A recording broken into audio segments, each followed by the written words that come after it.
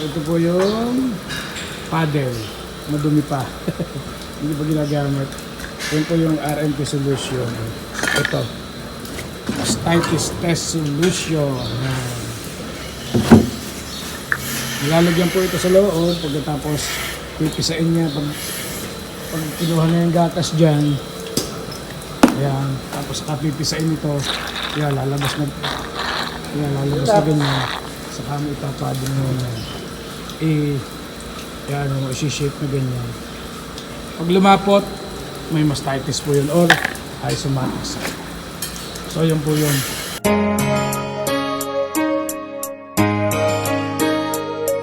Isang taong tumutulong sa mga kababayan, kanyang mga alam binabahagi sa kabataan na nangangarap din na makaahon sa buhay, makatulong sa mga kapwa na walang-wala sa buhay. Siya si Kuya Levens. Levens katapang sa kanyang YouTube channel. Yes, magandang hapon mga kapatid. Dito tayo sa dairy shed. Nagagatas tayo ng mga colostrum. Start na ng milking natin ng mga colostrum. So, meron yata kaming na ikarga sa table. Hey, go! Hey! Push up! Mga 30, 35. Dali lang. Ilan na to? Hey! Hit up! Hey! Pakita ko sa inyo. Medyo ano pa itong mga bago eh. Hey! Ito hater. Hindi pa niya alam yung paano sumampa doon. Hey! Hey! Psst! Hira! Hira! Hey! Hey! Psst! Yung gate. Ano namin ito? Itong gate na to. Sa ayos sumampa sa mga ito. Tulong pala ito tulak ng... Hey! Come on! Come on! Come on!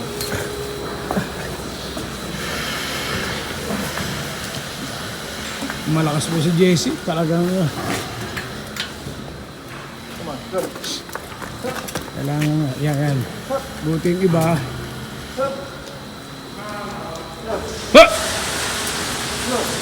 Yung ayos, pumasok. So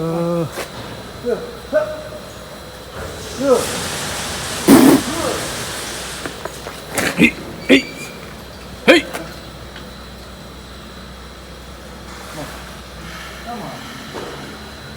Reverse ka.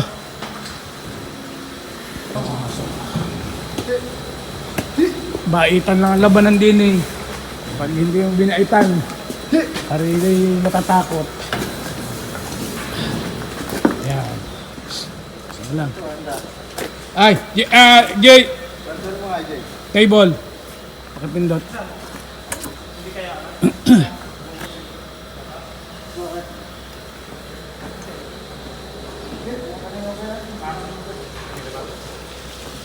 Wala akong problema at colostrum pa yan. Kung yan ano na, milkers na. Ha! Ha! Stop. Oh, stop. Reverse mo table. Stop mo.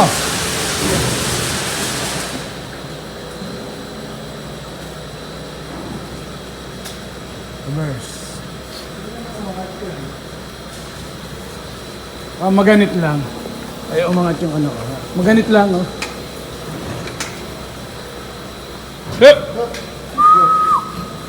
Come on. Come on. Come on. Good girl. Okay. Yan. Overmilk na.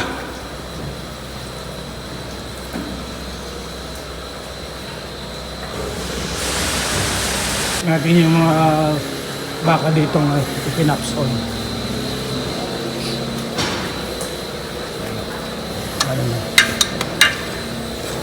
Ano kasi para maubos yung colostrum. Meron colostrum ano to, no? First day yan, wala pang tuldok eh. Yan po pag 3 days na yung tuldok, gaya nito, ibig sabihin, 3 araw na po siya nanganak. Yan.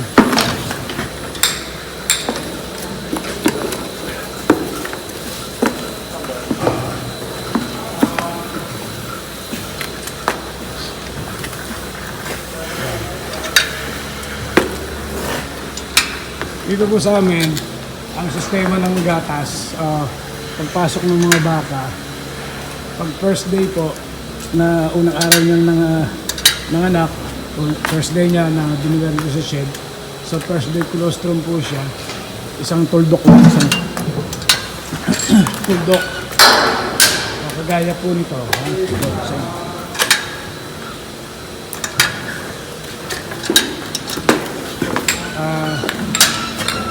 ito, 4 na araw na to kasi 1, 2, 3, meron pa rin sa ilalim. 4 days na niya. So,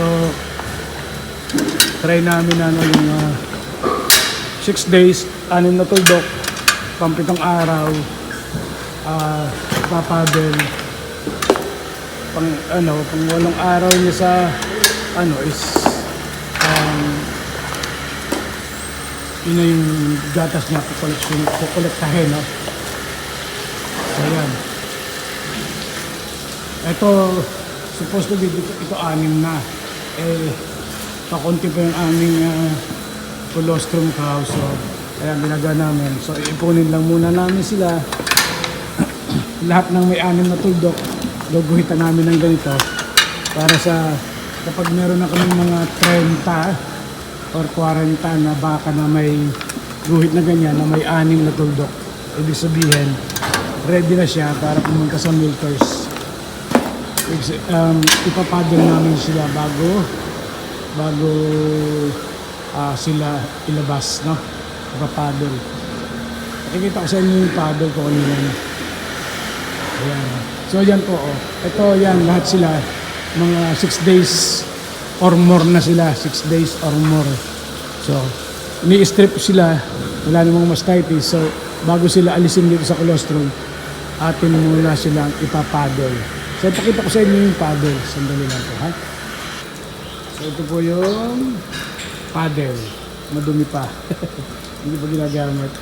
Yan po yung RMP solution. Ito. Mastitis test solution.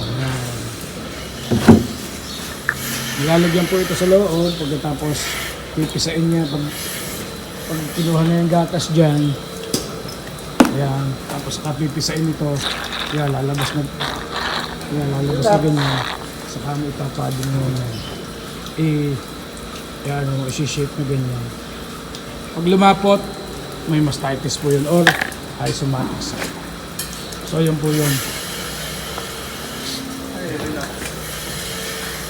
Yung ating mga first days, medyo mga payat to, mga binili ni amo na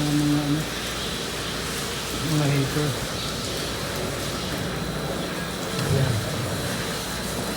Tandaan niyo po, pag isang tuldok na ganyan, unang araw niya. Ito po ito, itong isang na to, 3 na po ang tuldok niya, ibig sabihin pa 3 araw na siya rito. Gaya rin po 4 days na.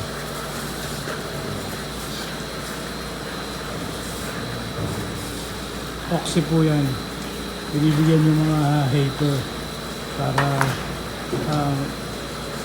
tulong sa pag milk letdown niya para lumabas yung gatas niya. At saka yung mga ito, yung may yan afterbirth na yan, nahangin na nakabitil ang nakalabas yung bigyan namin ng oxy para mailabas niya yung afterbirth na yan.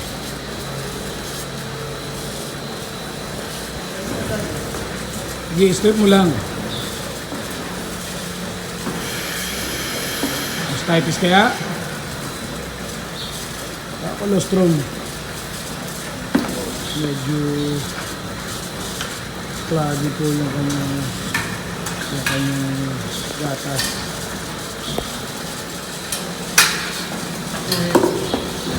Tuldukan mo. Pagkatapos bukas, iuling check. Blue, tuldok sa kung saan quarter yung ano. Para bukas ma-check. Kapag nagatasan natin ng isang ano magiging mailalabas na yung gatas na yun. Ilak mong ano para masaid. Yan.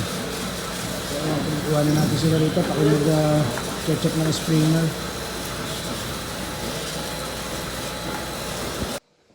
Yan mga kapatid,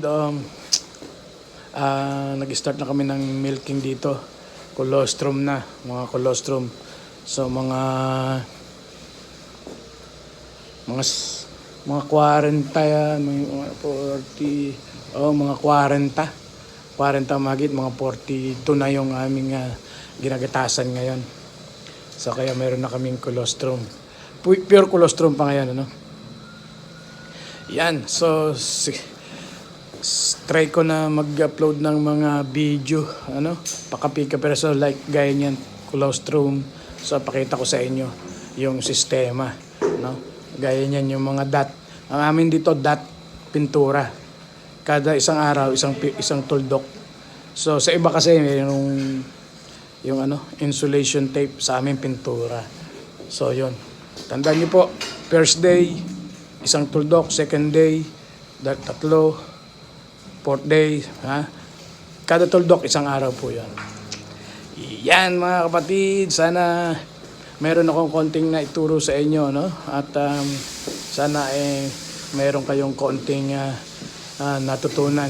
So next vlog natin siguro, ang mga ibang vlog natin kasunod yung pag magki-clear na tayo ng ating mga baka or yung magko-collect na tayo ng mga gatas. So magpapadel tayo, papadel natin lahat ng baka na pwede nang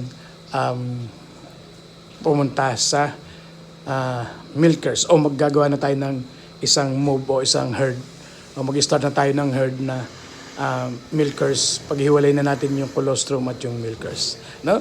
Yan mga kapatid, hanggang dito na lang muna yung ating video, no?